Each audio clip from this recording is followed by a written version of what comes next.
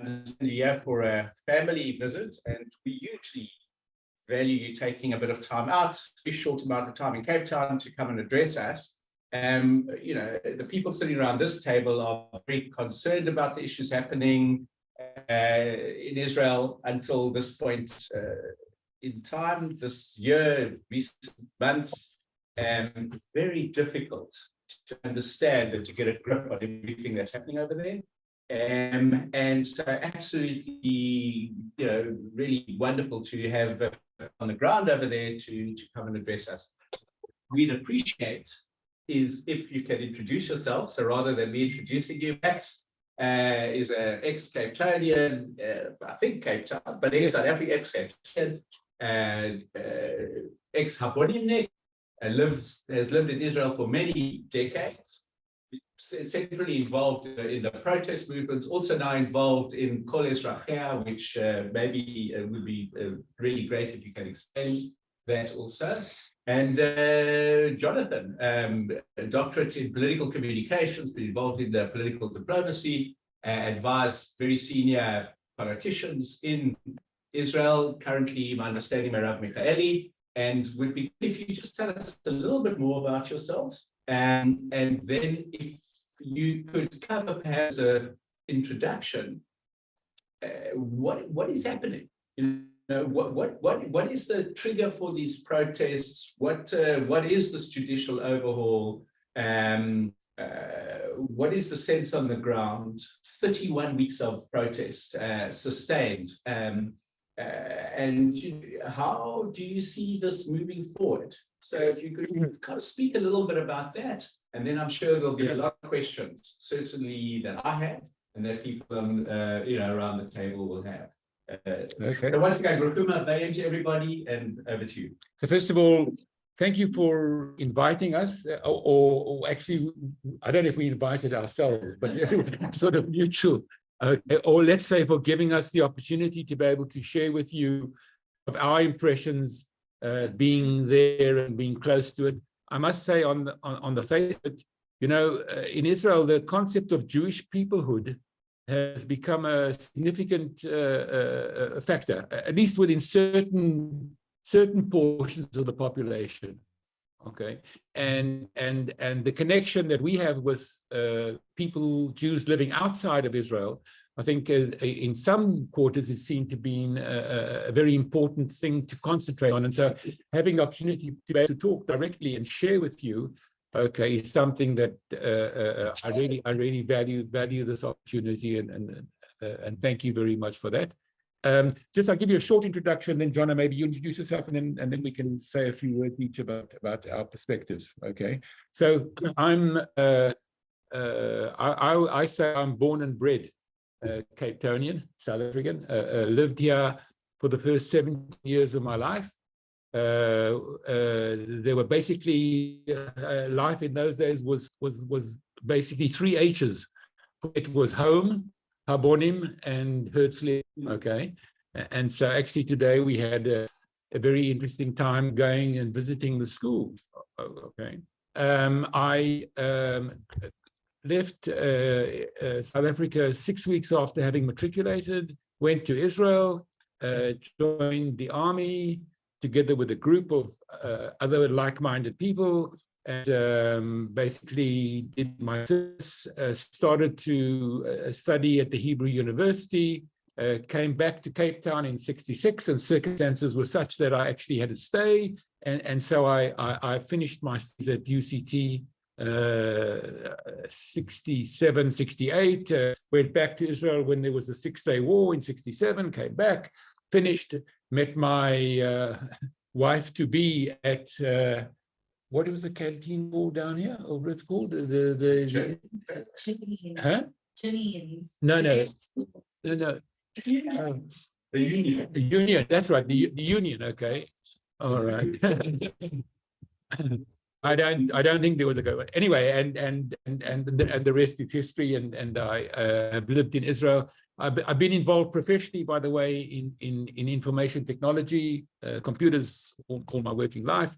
And in Israel, actually a member of the conservative Jewish, Judah. There isn't a Bet Sem. I don't think there's Masorti, not in South Africa, but a member of conservative community and part of that environment as well, and also a chairman of an NGO called Squash Bond, where we actually have used the squash court as a place for having Arab and Jewish youth to play together and meet and play squash. It's an ongoing program that starts for kids from the age of 10 up to the age of 17. And they learn to play squash, and they also have informal education, which is in the area of leadership, getting to know one another, etc. And our strong base is actually Haifa, which is a very mixed Jewish and Arab environment. Donna, over to you. Okay, I'll stop there. Hello, everybody. Thanks for having us. I second everything that Max said about how nice it is to be here, how important it is to be here at this point of fracture and disagreement within Israel. And I think that also is reflected across the world. Never been a more important time, I think, to talk and to try and understand each other. My background is not massively dissimilar to Max's, different era, different country, but the product of the Zionist youth movements. I grew up in the UK and have been in Israel since more or less since I graduated, which when I think about it, when I do the numbers, is very nearly 30 years now, which sounds ridiculous and terrifying. But in that time, I've mostly been involved in the Israeli political sphere, often where Israel meets the rest of the world. And my current job is now as foreign policy advisor to Merav Michaeli, who's the leader of the Labour Party. And previously for President, previous job was with then President Ruby Rivlin, and various others going back. Like you can't remember the name of the canteen here in the 1960s. I've been around Knesset long enough that the places that no longer exist there massively outnumber what there is today. And it's who I work with. We're not even born when I started, so it is it's slightly terrifying. Okay, what's going on? So what's going on? Right. So, I'd say about 31 weeks ago, I went to a demonstration outside the Mann Auditorium next to the Habima Theater in Tel Aviv. And there must have been about not more than 200, 300 people there, actually, maybe 500. And that was actually the first demonstration when Levine, Yariv Levine, who's the current Minister of Justice, had made his and said what it was he was intending to do. And we all came, and people came, and you could see that most of the people there were people who had gray hair like myself. Okay. You could see, by the way, and I would care to say distinctly Ashkenazi background. Okay. As we were called, the privileged ones, so to speak, as we're called by some of our fellow citizens, and for 31 weeks now, and there was no way we realized actually what was going to happen, and there was no way we realized what would be the degree of mobilization of people to take part in these protests. And I actually became quite strongly aligned with those organizing the protest, and really it became very decentralized. And there's Kaplan, which is the center of Tel Aviv, which is the heart of it. But there are many, many towns throughout Israel where there are every Saturday night and Tuesday and Wednesday and many things going on. And I aligned myself with what was going on in the area I live in, which is the Sharon area, Ra'anana, Kfar Saba, Hod HaSharon, each separate committees.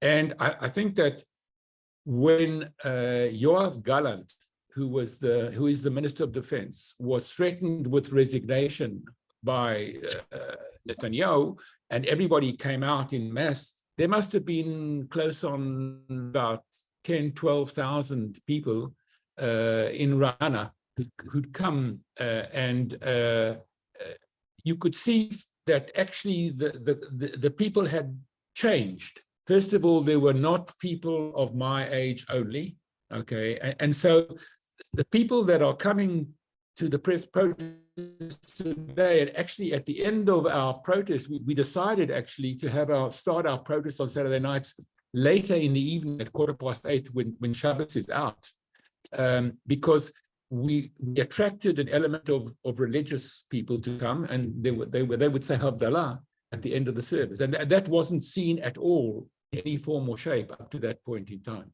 And so we're seeing families come with young kids. We're seeing, gray-haired people like myself, okay?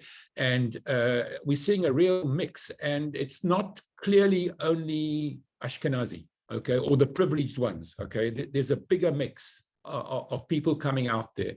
And I'm sure, but I think that it's interesting to see what is bringing people onto the streets. What's bringing them there? And it's, by the way, and it's not only on Saturday nights. Tuesday we go to the junction, which is Highway 4, which is a major junction north-south, and protest the junction round about 5, 6, 7 in the evening, and play dodgem with the police, and block the junction, and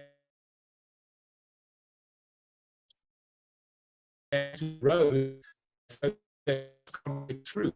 And you're seeing people who are supporting this, and seeing people who come from different groups, and it can be the LGBTQ groups, and it can be people who come from women's rights, and it can be people, adopting this. What's the name? Woman in red. Handmaid's Tale.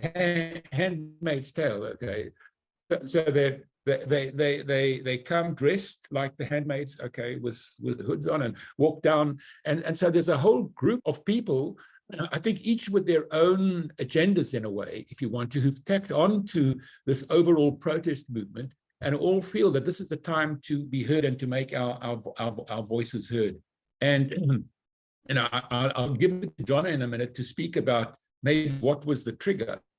But I kind of feel the trigger is more about, and I'll tell you something that's very personal at the moment. My daughter-in-law she's doing a PhD at Bezalel School of Art in Jerusalem, and she's been working on a program for 5 years to integrate students from East Jerusalem. These are Palestinians, not Israeli citizens, who live in a unique environment. East Jerusalem, not the same as the West Bank, by the way. Their status is different. They have blue Israeli ID cards. They're able to vote in municipal elections, but not in national elections. And to integrate them into the program that they have at Bezalel. And so my wife spoke to her now, and she told me that our daughter is devastated because she's heard that the funding for the program is probably going to be stopped because Bezalel Smotrich has taken, he's involved, okay, and that falls under his control by virtue of the fact that he has some sort of civilian control over. Because he's finance. Huh? He's finance. Oh, he's fine. Okay, right. Okay, fine. That's true. That's the finance minister. Okay, thank you for that, Sona. Anyway, and so what I'm saying is that there's a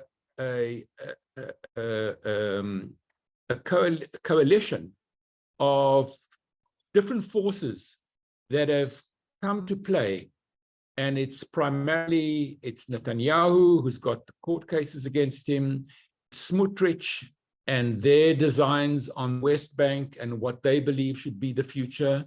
It's Ben-Gvir, who is a follower of Kahana, who is clearly a stated racist. And it's also the Haredim, the ultra-Orthodox, who are always there to make sure that they, that they get the support that they require in terms of, in lieu of the political support that they give, but also because they want a final agreement on what their status is vis-a-vis military service.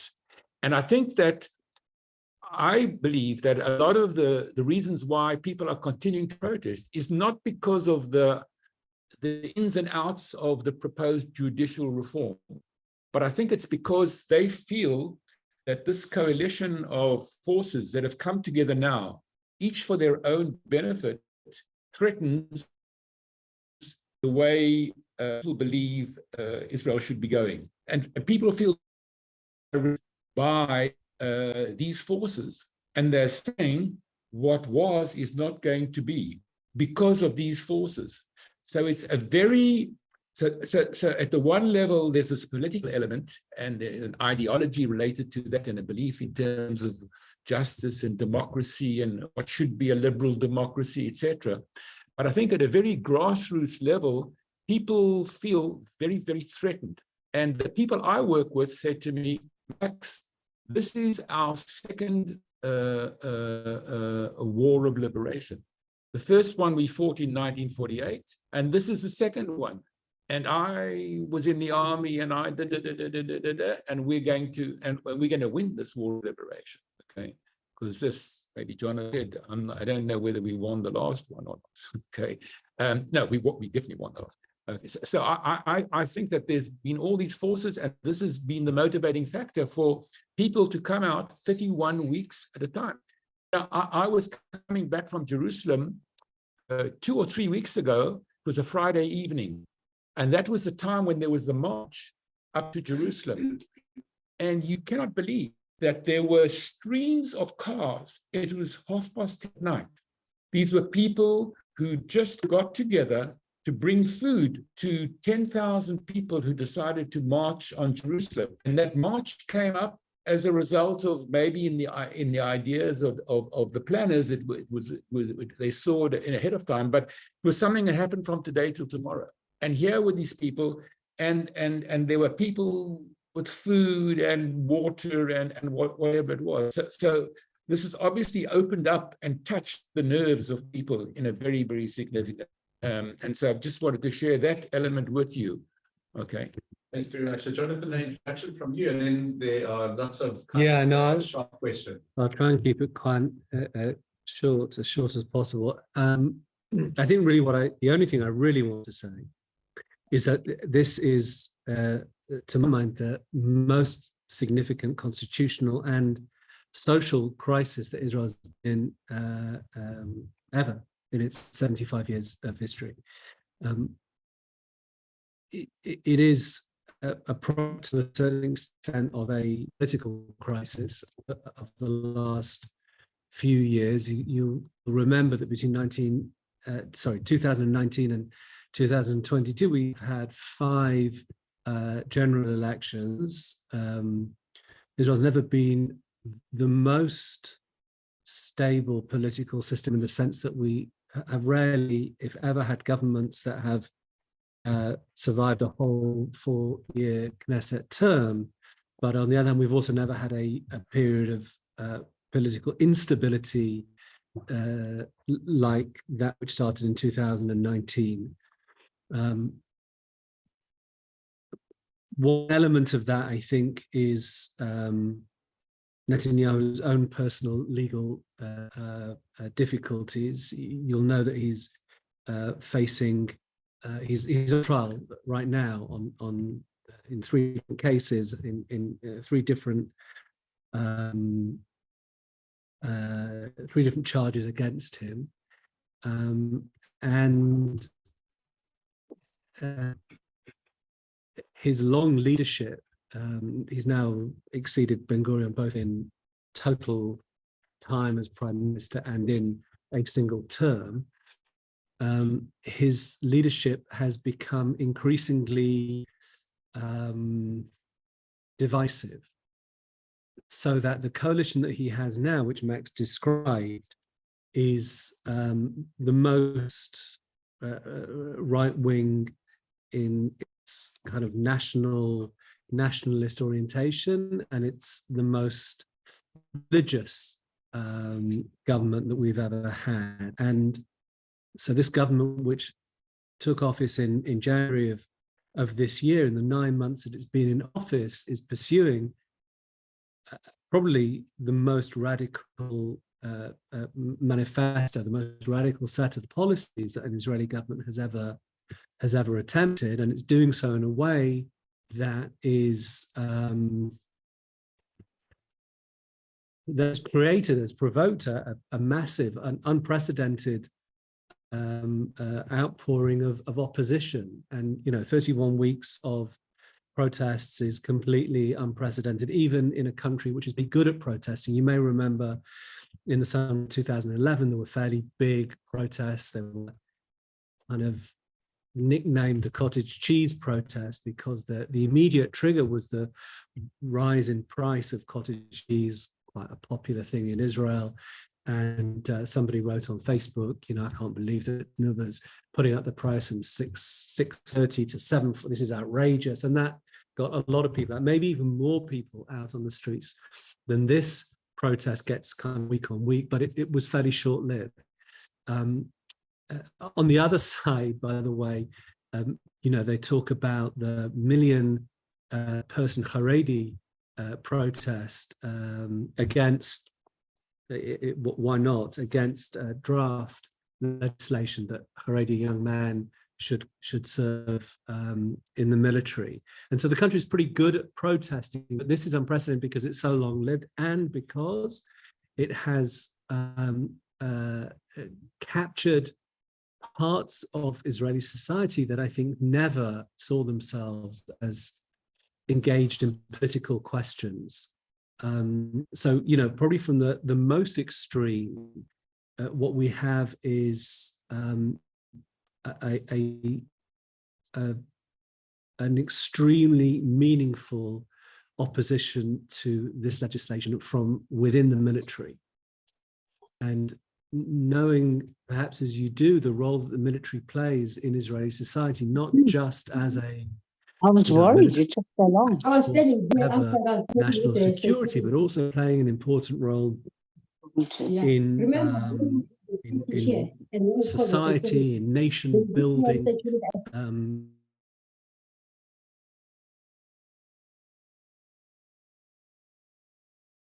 Want him because of his military prowess. Maybe that was there as well, but it was also a way of bringing people in, creating Israeliness, and for the IDF to be a major focus now for opposition is really extraordinary. The IDF, also important to say, this goes to other security missions, the Mossad, the overseas security that she can bet, internal security, the police, the fire service. I mean, it's everywhere. And people are saying, I think, as you said, Max, that this is not the country this is not the regime that I signed up to fight for. But it goes beyond that as well. The fact the military is expressing a view on what is in the end a political matter. But we have a fairly significant protest from the high-tech sector, and in a country where about 20% of our GDP is from our high-tech sector, that's enormous. If we shut down the high-tech sector, our economy is hugely harmed, and doctors and teachers are becoming involved. And on that night that you mentioned, Gallant was threatened with being sacked. Why was he threatened with being sacked? Because he conveyed the voice of opposition. He told the Prime Minister what he was hearing from the Chief of Staff and from other senior military officers, and Bibi couldn't really cope with this. He couldn't bear to hear just how deep the opposition was, and so he threatened to sack his own defense minister. Then the people came out and screamed, you can't sack your own minister, your own guy, his own party, for telling the truth. And on that night, the trades union, the big kind of national trades union, went out on general strike, and that was enough to force Bibi to stand down. And so what we have is an incredibly broad, it's not even a coalition, it's a confluence of forces that are saying no to this. But it doesn't have necessarily the clear political outlet. That's to say, there is only a very tenuous connection between the protests on the street and the politicians in the Knesset. The politicians are not the leaders of the protest, and the leaders of the protest are definitely not politicians. And so there's a kind of a disconnect, I think, between this enormous I mean, it's kind of rage, but it's not just rage. It's also a sense of righteousness and a sense of offense and a sense of how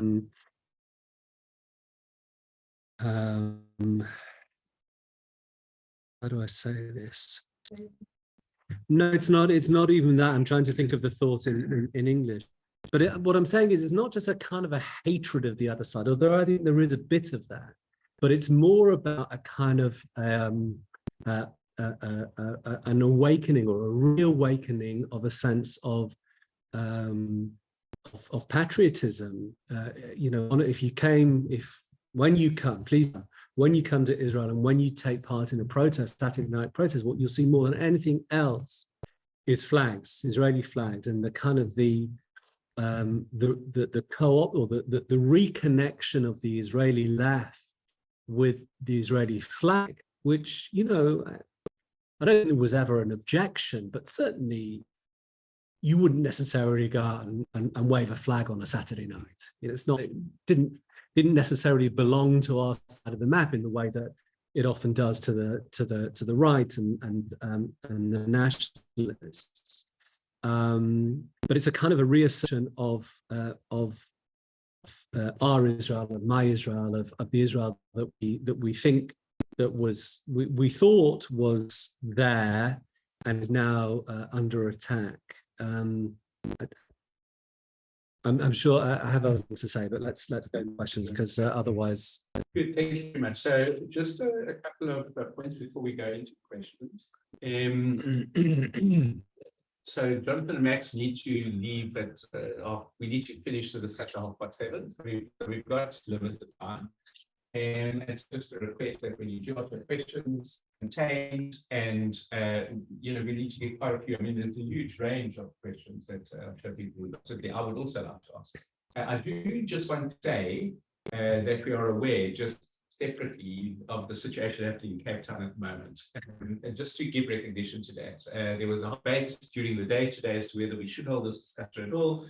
A lot of people in Cape couldn't get to work. I mean, they couldn't make us tiny little piece of it. They couldn't make us proper kind of eat over here this evening. The much bigger issue is that a lot of people couldn't get to the places that they need to work at, they need to go to. There was a question: should we come to this place to be able to get here? And on balance, people said, well, let's do it. But just to recognize that there is that issue happening around us within this particular context. And also people coming through, knowing it's also going to be load shedding. So good. But so let's open it for questions. There are a lot of people like us, perhaps Jonathan back there, and then Tony.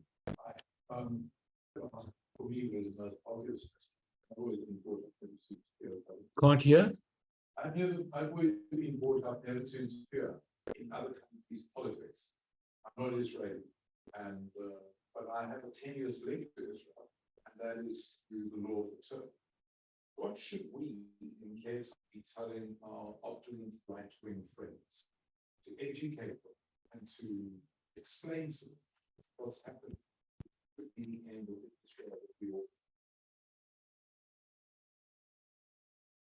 Okay, so the question is, what are the implications for people in Cape Town in South Africa related to the law of return? Well, what should you be telling your fellow South African Jews who are right wing in their outlook, right? Okay. I asked a short question. You summed it up. All right. Okay.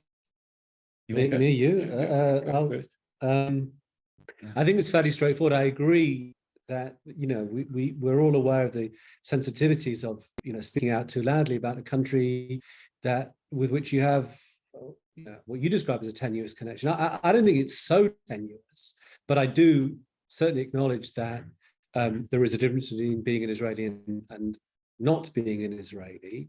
I think what I would encourage you to say that Israelis are fighting hard for democracy, fighting for the values that I think are probably shared by most of the people that you're in contact with. I think there are a few of them. I imagine there are a few of them who want Israel to stop being democratic, for Israel to be a theocracy, would want Israel to close the door on any prospect for Israeli-Palestinian negotiations or an agreement between Israel and the Palestinians, and we're proud to stand with them. I would like to add to that something that happened in a demonstration in Kaplan on Saturday night. One of the leaders of the demonstration is an associate professor. I think she is a Shikma Bresler. She's the associate professor at the Weizmann Institute.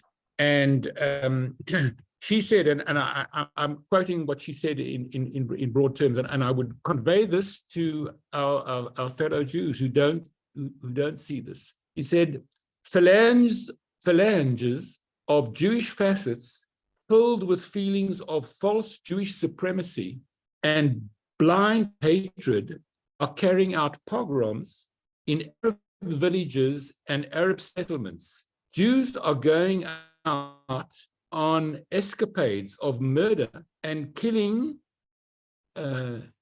innocent people on Erev Shabbat without any regard for the.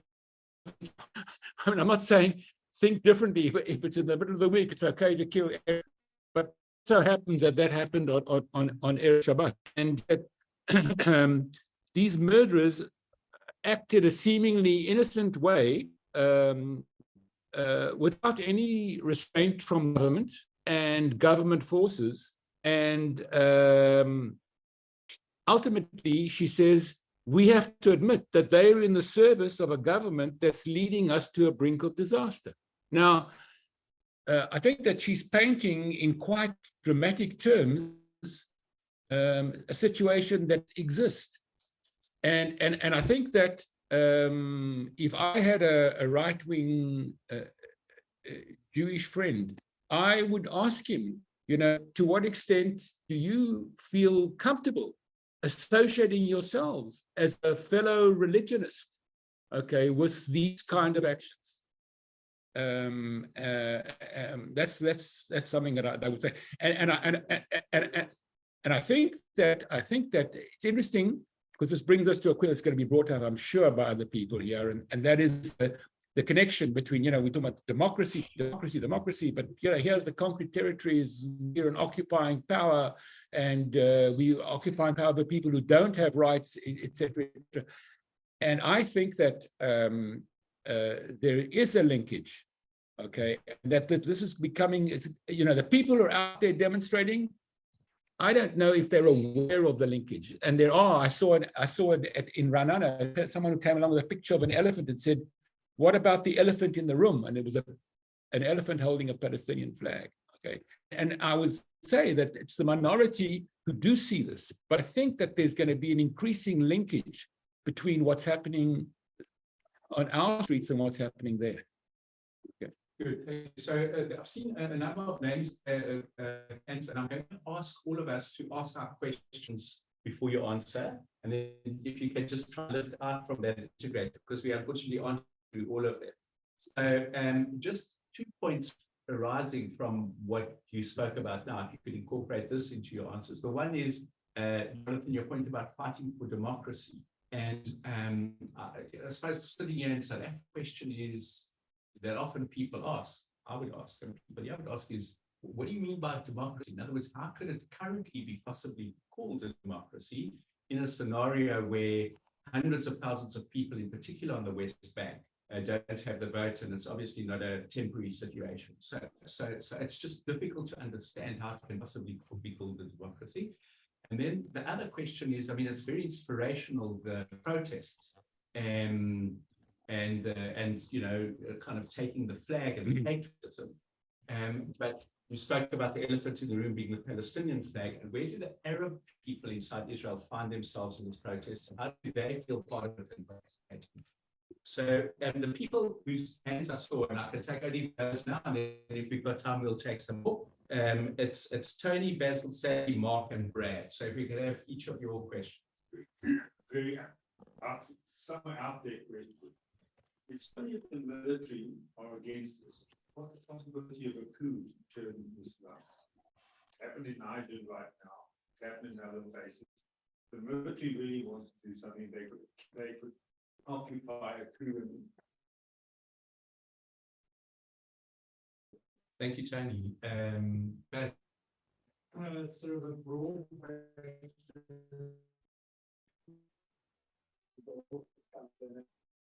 Israel, as a time, has never shown competence in conflict reconciliation. So how does the structure resolve? How does this country ever reconcile itself to accommodating a broad spectrum of culture in conflict?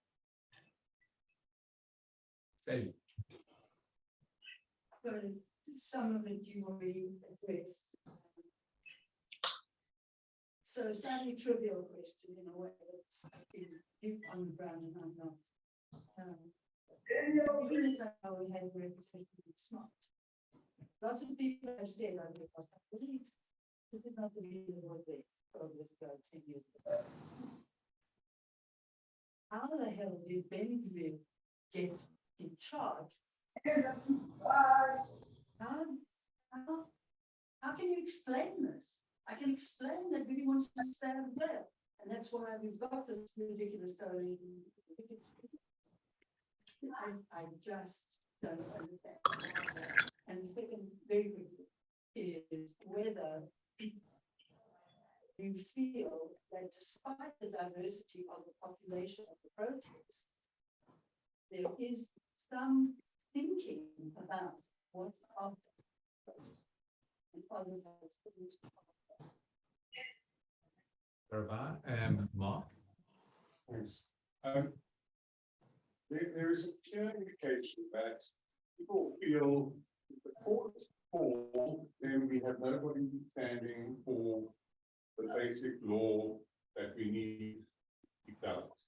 But for a long time, it's been out of balance with extreme governments, not the first time. You know, we have a very right wing and a very left wing, and the big issue is how to reconcile the peace with Arab neighbors and with the local things. So the question I have is, how is it that the Israeli population and world Jewish community have not stood up earlier to insist on a balanced government in Israel across the center, not to have this continuous situation where all parties are calling the shots with absolute power because their vote or two is counts. And so we have this situation now where it's gone even further, where the extreme two parties, but they're not the only ones, are calling the shots, and suddenly we are, that was the courts are falling.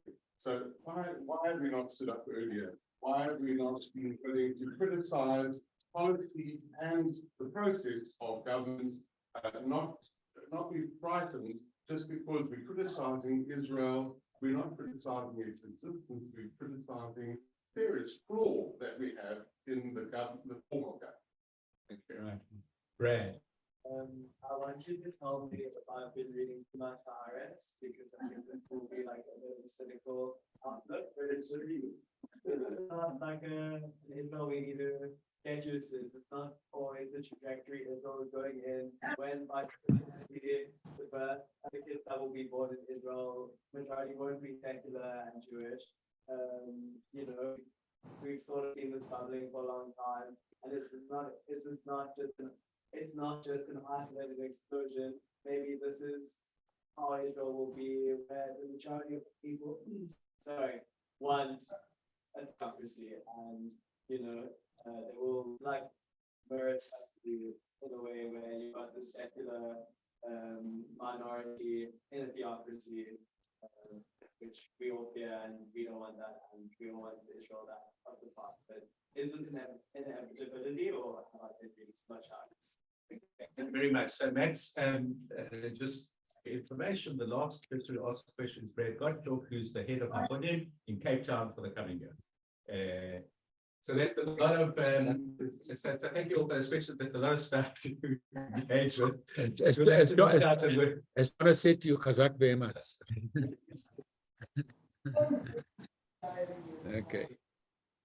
All right. So let's go back to the first point that I took down very quickly, is people are fighting for democracy in Israel. What kind of democracy? Okay, we're occupying power, we've limited the rights of Palestinians for all these years. So what kind of democracy are we fighting for? Are you asking me? Yes. But he asked you. It's an interesting way of doing it. Okay, so the question is here: what kind of democracy do we really have? Isn't it already deeply compromised? What's the point? And I think it connects to your point as well about demography. Is demography just going to kind of blanket any of this, interesting discussion in 10 or 20 or generation, whatever time? But let's start with demography, because I think, whilst it's important, we should be very conscious of the society that we live in. Demography, I think, is not destiny, and particularly in a complex and very richly variegated society, and in a relatively young society, demography changes and moves. That's to say that slight alarmism, I think, about the Haredim are coming. They're going to take everything over. Doesn't take into account that there is an increasingly significant movement out of Haredi life by people for all sorts of reasons, and some of it is economic. Some people simply don't want to live the life that they can live if they stay within the Haredi world. Some of it is social and political, and some of it is logical. But we should keep a close eye, but we shouldn't, I think, be paralyzed by the fact that it's game over. It's game over in 5 or 10 or 20 years' time. And that leads to a bigger point about democracy, which is that although Israeli democracy is certainly flawed and deficient in some ways, it is also remarkably robust. Your question, I think, was about a coup. Why isn't there going to be a coup? And it's possible. It's not beyond the imagination of humanity that the military officers will take power. You said there was a coup last week in Niger, and there will be more to come. It's you know, some places around the world, you know, this will not be the last time that the military take over power. I would be surprised. I would be very surprised if even this expression of concern, of a political viewpoint from military officers turned into you know, armed resistance or a coup or an overthrow. And I say that because I think that the roots of Israeli democracy are actually remarkably deep and pretty solid. And we were just talking away here about this. And my gut feeling is that pro-democracy forces, I don't like to talk in terms of war and conflict and Nazi that, but those who are supportive of democracy, I think we're going to win. I think we're going to win because Israeli democracy is, or democracy is kind of in the DNA of Israel. And it's not just the modern state of Israel from 1948. I think that democracy is deeply rooted in Jewish culture. Often Jewish communities had to deal with their internal disagreement and dissent because they weren't able to take it outside, right? Outside was even more dangerous. And so there is, I think, an instinct. Integrate into your answer. How do we reconcile democracy with what's happening on the West Bank and the occupation and the fact? Oh, that's straightforward. That's easy. We can't continue saying that we are a democratic country and that we value democracy and that democracy is rooted into our DNA without addressing the most significant feature of our political identity for, you know, for 3 generations. And, you know, I work for the Labour Party.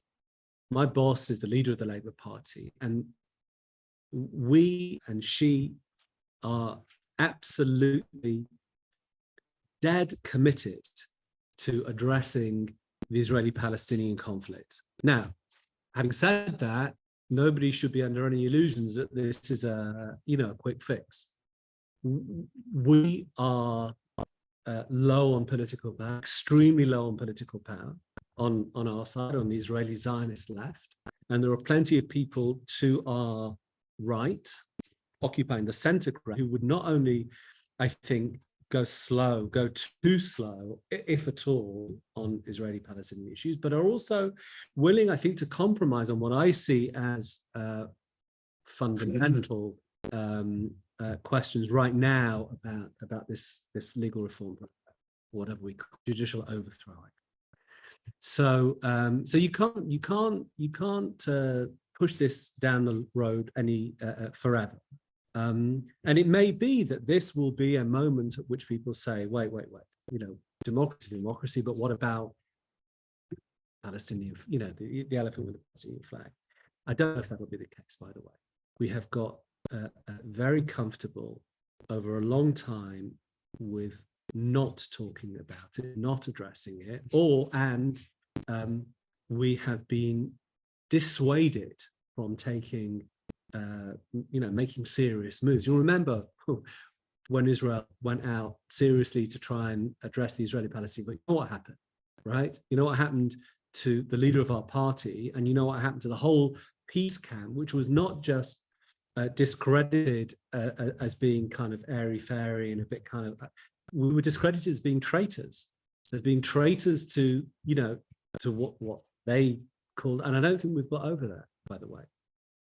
Maybe this will help us get out of it. And did that cover most people's thoughts? So I also think that to an extent, the extreme right wing could help us in that area, in the sense that people are realizing, you know, Smotrich has got this paper that he's written. I can't remember what he calls it in Hebrew, but he's got this paper where he's written of how he sees what his vision is of the future. And this was a paper written in 2017. And I think that people who are seeing what's going on in the West Bank come to the realization saying, well, if we are going to not resolve our issues on the West Bank, and we're going to allow this to be fertile territory for the Schmutliches of our world to be able to do whatever they do, then we're going to be dragged into some kind of situation that we never dreamed we wanted to be in, like pogroms in West Bank towns. And this brings to the other question is, where do Israeli Arabs fit in to the picture? And so I just want to say that, first of all, 20% population of Israel are Arabs. And I think that up to the last election, I think there was a significant drop in their voter turnout. Sorry? Turnout. In the turnout. And I think that at some point we were seeing, a very strong apathy amongst Israeli Arabs as to what was happening in the Jewish sector and how they were affected by it, and also apathy to their own politicians representing their own interests. And it's interesting to see that of late, I think there are a couple of things happening there. First of all, some of them good and some of them very bad. The good things are we're seeing more and more integration of the Arab population into positions in Israel of significant national interest. That's the medical profession. In our local hospital in Kfar Saba, I guess maybe more than 50% of the doctors on staff are Arab doctors. So that's not to talk about pharmacists and you can't find today, when it's Ramadan and you have a pharmacist, you need to be able to be aware of the fact that the pharmacy could have to be closed. So this is a good thing that's happening. Secondly, what I've heard of recent times is the interest that younger population in the Arab sector are having in getting politically involved in their own requirements and in the local elections that are coming up in November. Now, this is a beginning. It's not going, it's a very patriarchal society governed by interests and clans and families and whatever. And the fact that there are younger Arabs Israeli citizens who wanting to take part and become, offer their position as mayor. By the way, I met a guy the other day from Nazareth who is actually going to present himself as the opposing mayor. If all the Muslim citizens would actually roll out and vote, he would have a strong to support him. I know what that's going to transpire, I don't know. But the fact is, he's going to stand opposed to a very strong, entrenched mayor that's there at the moment. The other point I want to say is, bad thing that's happening is that Israel has experienced murders, 144 murders in the Arab sector in the last year, which has been a significant degradation. And that's crime, Arab against Arab. These are gangs that muscle in when there's a vacuum. I guess you know this more than anybody in this country. Where there's a vacuum left by enforcement, crime will muscle in and do whatever they have to do, protection and not paying money and fighting against gangs. And clearly, they don't see that Ben-Gvir is going to be. You can't get any local Arab politician to sit down with Ben-Gvir, try and resolve some of these issues, and you need greater policing and whatever else. So that's a bad thing. But on the other hand, people are saying what comes about, it's like a penny. It's got two sides to it. And if that's not going to be reined in, it's going to affect, and it is affecting what's happening in the Jewish sector as well. And clearly, that's one of the things that led us to setting up this party called Kol Ezrachea, which was a party which was initiated, maybe Alon Liel, and it was a party which is really in its infancy, but decided that what we have to do is we have to set up a party with equal rights within the party structure, okay, to ensure that we represent the interests of both the Arab Israeli citizens and the Jewish Israeli citizens, with a clear understanding that there needs to be reconciliation between the two sides, an acknowledgement of their suffering, and they on their side to acknowledge our suffering where we suffered. And I just want to say this as a caveat, you know, we as Jews need to understand, and certainly as Israelis, that we don't have the copyright or the patent on suffering. You know, we've done our fair share of suffering as Jews, but we're not the only ones who suffered. You know, just as a matter of interest, in Jerusalem, Fridays ago, a 15-year-old boy shot 5 Israelis going to synagogue on Friday evening. You know, that boy, his grandfather was somebody who was shot by a settler many years beforehand, okay, and the settler was let off scot-free. So we, you know, it comes from somewhere, okay. So the more we realize that, the more we will get to. So I'm not saying this is going to be the future, you know, but I think that this is going to be an increasing factor as we go forward. Thank you very much. At 7:28, I think what I'd like to do is, sometimes it's valuable to hear the question, even though there's an opportunity to get the answer. I'd like to just, for people to ask the questions, even though we aren't going to have the opportunity to get a question. But very quickly, your answer about Ben Gvir was that actually what Netanyahu did was, as part of he's a genius when it comes to politics, okay? And what he did was he put together, right, Smotrich and Ben Gvir together, okay, and created this bloc, didn't he? Okay, and in so doing, he created this bloc which maybe each in their own rights might have lost votes, as happened with the Labour and the Merits, by the way. Okay, sorry, I didn't mean to do that, but my arm was moving in the direction. Okay, and created this bloc together with them as a significant bloc that drew in votes, and as a result thereof, where there was payday, and so they were supporting the coalition, and Ben Gvir got his job in order to be able to get recompense for his support of Netanyahu, and that's how he got his job as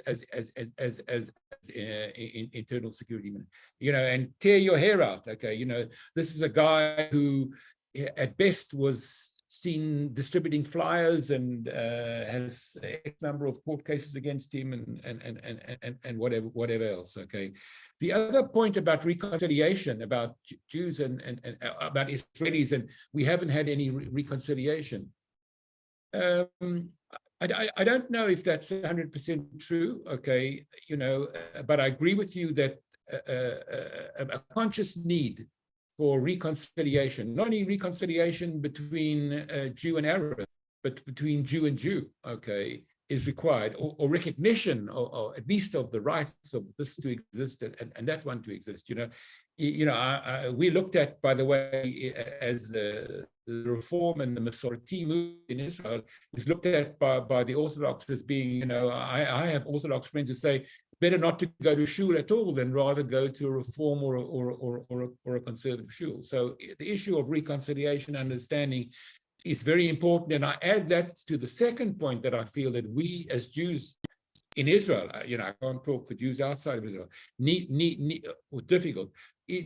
to get down from that feeling of supremacy. Like, you know, we are the chosen people. We know it all. We are better than anybody else, and whatever. So we really have to challenge that feeling of Jewish supremacy which exists, okay, in order to get to that point of reconciliation. Okay. I just a few little points that I think I didn't cover properly previously.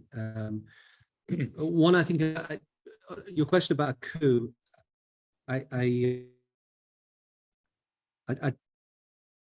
said I think it's highly unlikely, and I think it's highly unlikely because in the end we'll win, but I think that something will have been broken along the way, which is this kind of special status for the IDF, and that could go one of two ways. You know, most likely is that we will start to reduce the size and the impact and the meaning of the IDF in Israeli society.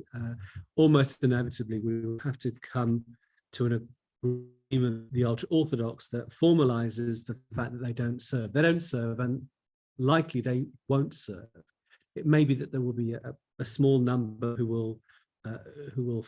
will that connects to this demography question about people moving away from ultra-Orthodox, but the vast majority will not. But it will also mean that not every secular person will serve either. And we might end up being a country with an army rather than an army with a country. And if that's the case, then you know, so be it. I think we may have to bite that particular bullet along the way. Your question about has Bibi lost it, I think, was basically the thing. You know, has he lost it? He's not. Is he in control anymore? And if so, then why does he appoint somebody like Ben-Gvir? You know, I said at the beginning that Bibi is now you know, the longest serving prime minister in Israel's history, and more than that, Bibi defines contemporary Israel. Bibi defines this Israel. We live in Bibistan, or Bibi Israel, or whatever, Medinat Bibi. You know, he has put his stamp on the state of Israel in a way that nobody, I think, apart from Ben-Gurion, did. Of course, like with Ben-Gurion, there are some bits to be proud of, and there are plenty of bits that I think we can look on with a sense of regret. I don't think he's lost it politically. I do think that he is in an end game where his political power is increasingly at the margins of what even he, I think, considered to be a kind of a reasonable spectrum of political belief.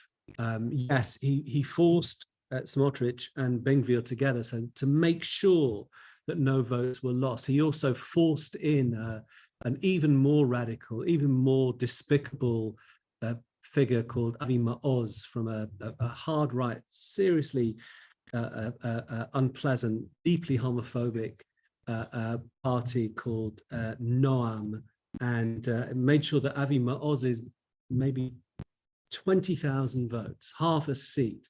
Those weren't wasted ever. He's very, very good at politics. He's an excellent politician, I'm afraid. It's our bad luck to have encountered him. Nobody that comes after, and there will be an after, and it may not be that long. Nobody who comes after Bibi will lead the Likud in such with such iron discipline. You know, post-Bibi Israel will, I think, look maybe a bit more chaotic, even more chaotic. But there is a post-Bibi Israel, I think, not far around the corner. But even if that is the case, what do we need to do now? What's the way out? What's the end game for this? Well, some of it is, I think, some unwished for compromises on our side too. You know, for example, on the question of Haredi service in the military.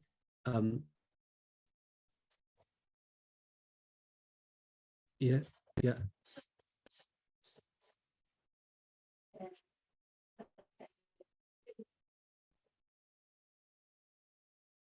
How dare they demand protection? Well, Okay, so I'm just going to cut it, if I may, and let you continue answering that, but we'll take this opportunity to ask you around the table additional questions, and then you can just say how much time you have in your responses to round it off, if that's okay. Yeah. I think what we're doing in a lot of the cases is sharpening our understanding of the situation. The difficulty, of course, is the answers. And you know, we expected you guys to have a magic wand, but I don't know if anyone has that. Susan, you want?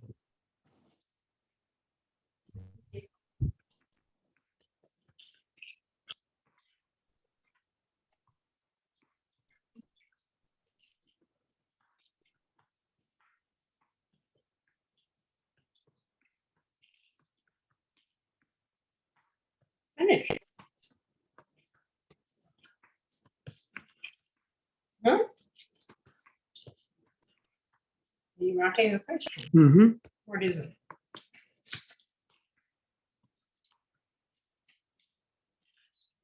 Questions to Raga? Sally, you wanted to? Yes, so given that there is an inherent contradiction between equality and ethnicity, is there ever any conversation about changing the national anthem of the state of Israel or the flag? And is there ever any conversation about which they are related to its original separation?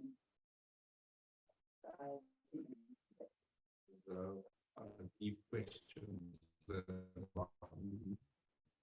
Question about what the judiciary are like, how they are likely to respond to the threat to themselves, and if Netanyahu has a chance of being pulled out, pulled aside, is there a chance of a chance? Yeah, and linked to that, I suppose, to what's going to happen in September with the petitions. Yeah. Anyone else? Longest line of here. Veronica Irwin. Okay, good. So just to add one piece of information, whether it's relevant or not, currently the organizers of the protest movement have identified the local elections, which are going to come up in Israel in November, as an opportunity for them to be able to control at least certain things at a local level, or attempt to control. And so they've mapped out quite clearly different places and different areas where they feel that there can be representation of people, like-minded people, and create lists. And they're given the name of what they call themselves, okay, the new contract.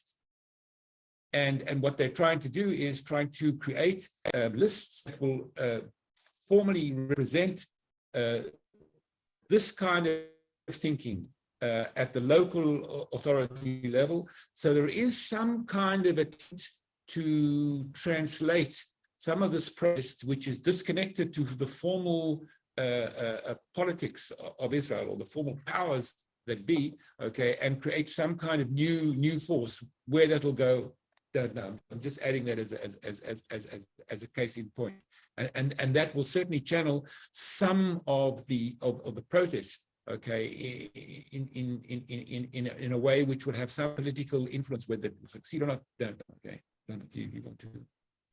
Yeah, I think that I still probably bring down the average age of any protest that I go to, and I'm 51 years old. That's to say, I don't think this has been an outpouring or a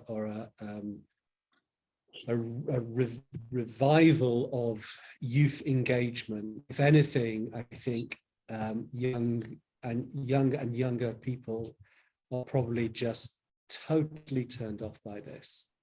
They disappointingly, I mean, really disappointingly, this has not been a way of getting young people involved in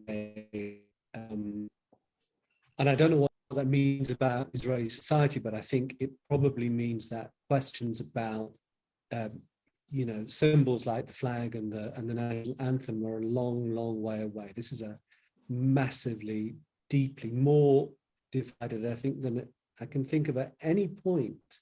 And so those kind of require and the reconciliation that people have been talking about. I think I know how important that was in your own political position. That kind of thing, that kind of mode requires a sense of closure or reaching a closure, or wanting to reach a closure and it carries with it, I think, some sense of shared nationality and perhaps generosity around what the new will be, and we're not there in any way at the moment. We are, I think, in a deep in a process of wrecking. I'm thinking of that article by Berdichevsky on wrecking and building, and there's a kind of glee associated, I think, in Zionist ideology with tearing down the old. Berdichevsky was talking about tearing down, you know, ghetto Jewish life or diaspora Jewish.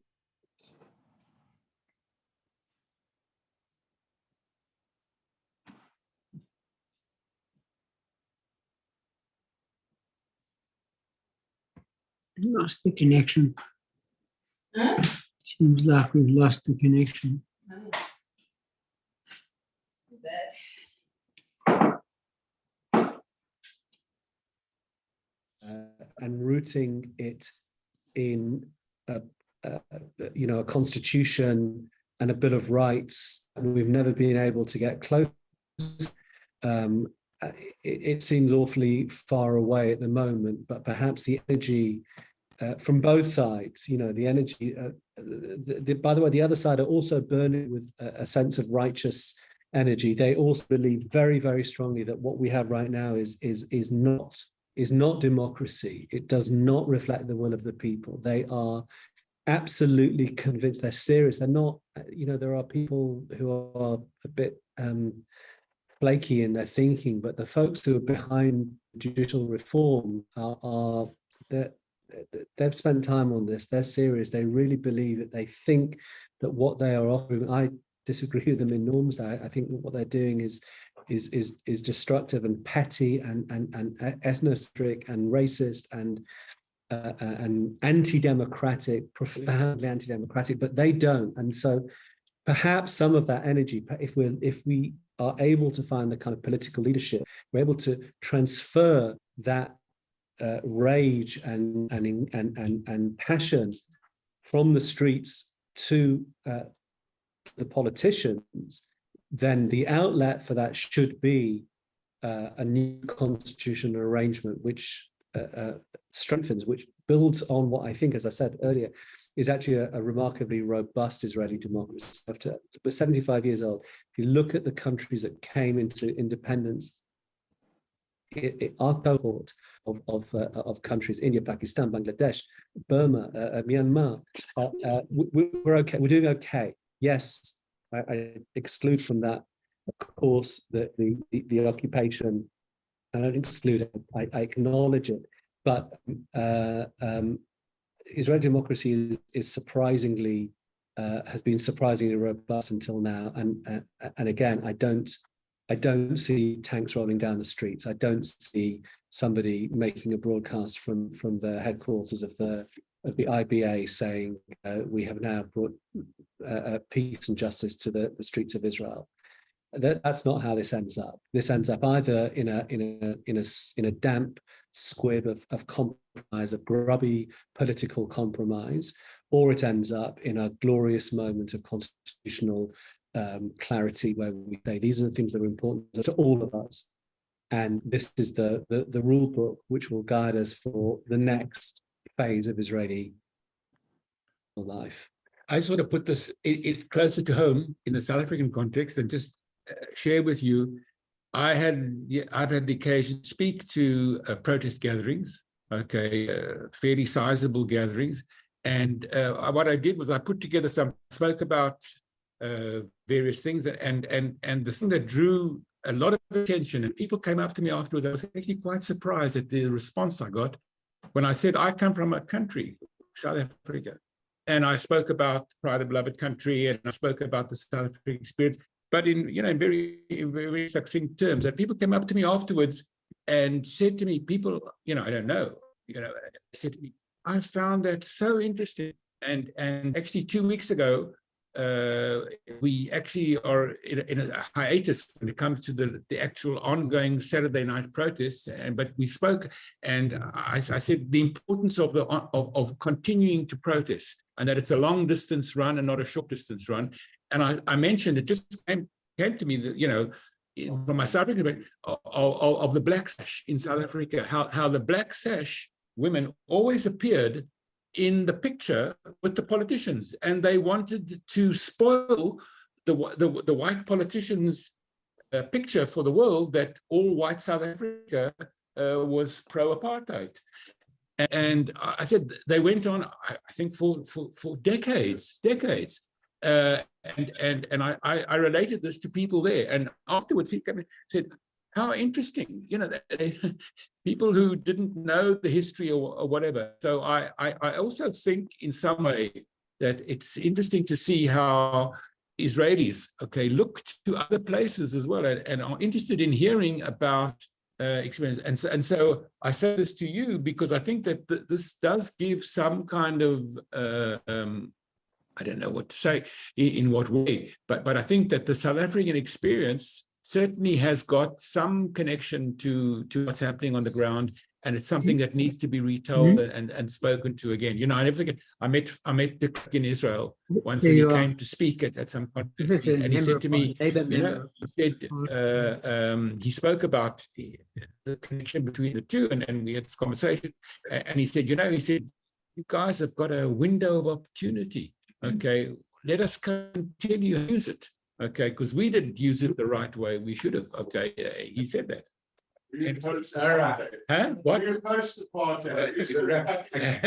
So, look, I mean, all of us around the table do a lot of reading and so forth. It's to have people that are on the ground to come and speak with you, that's very, very different. We've got a very, very small window. We understand that nobody's got a magic one. We really appreciate the perspective and context and detail that you gave us from being on the ground over there. And it just flags for us that we need to grab the opportunities when people come to Cape Town. Absolutely. I think. And maybe try to create slightly longer time to really grapple and engage and ask more and so forth. But we've got a wonderful window this evening, and we're very, very appreciative. And so thank you very much. Thank you. Maybe you want to share the email. Maybe you want to share email. Our emails if people want to send questions or something or whatever. That'll be special. That's also possible. We do have a small gift. Nancy? Paying with big traffic jam that we managed to get through. And just a very, very small gift. Thank you very much indeed. The next event is what? Our next event is happening on the 17th of August. And we have Alison from Accountant and Jeremy. Can somebody please help me pronounce his surname? It will be on the poster, but he is an American historian who is focusing on the history of the pogroms in Ukraine. And Alison is a Haaretz journalist, and she will be speaking on a similar topic on the protest movements and the state of democracy in Israel-Palestine at the moment. And a lot's going to happen between now and then, I'm sure. Exactly. Thank you all so much, and thank you to our brilliant speakers. Travel safe home, and everyone else also travel safe on the roads. Thank you. Women's Day. And happy Women's Day for tomorrow. Oh, it's Nancy's birthday. Do you know Alison? Yes. She comes to run. It goes to your front, I'm sure. Right. No, she interviewed me. Right. Yeah. Okay. She's terrific. Yeah. An old pal. I don't know who Jeremy is though.